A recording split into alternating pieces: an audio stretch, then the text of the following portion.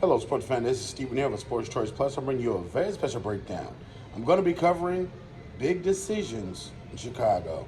Before I get right into that, I'm going to make sure you're subscribed to the YouTube channel so you can get all the updates and all the breakdowns. Without further ado, let's get right into it.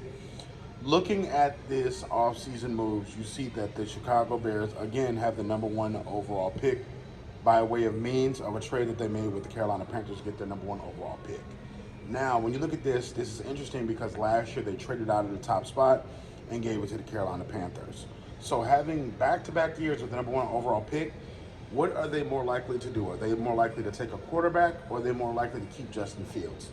Questions remain to be seen, but at the end of the day, I feel like if it's going to be a two-scenario situation.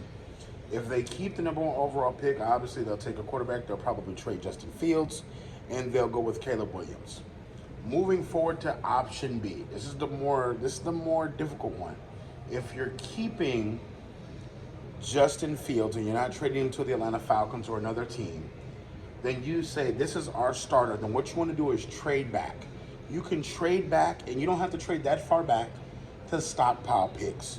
When you know that the Washington Commanders want a quarterback, when you know that other teams want a quarterback, you have your top 5 or the Atlanta Falcons want to get up there to get a quarterback.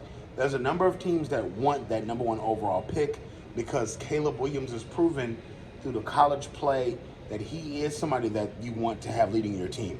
So at this point in time, you got to ask yourself, with 2 picks in the top 10, you have wiggle room. You have the ability to not only stretch your value as far as cap, but you also have the opportunity to improve your offensive line or get a quarterback or get what you're needing, which is more wide receiver help. So when you think of the likes of Seattle with DK Metcalf and Tyler Lockett, and you think of Jackson Smith, and you think of the likes of other people in free agency, you could possibly go get another wide receiver in free agency. But because the wide receiver pool is so deep in this draft, you want to be able to go see if you can grab one of those young guys and plug and play those. Because when you can build from scratch, when you can build your own, it's a little cleaner. It's a little easier. It's a little less, you don't have to pay top dollar for this wide receiver. Playbook-wise, this is going to be an integral offense, and you got to think, are you making these moves based off this year? Shane Waldron runs an intriguing scheme. So you got to think it's a West Coast scheme with a twist. So you got to think, if you're Chicago, do you want to speed that tempo up? Do you want to go to a quick, fast tempo where Justin Fields getting the ball out of his hand, boom, boom, boom?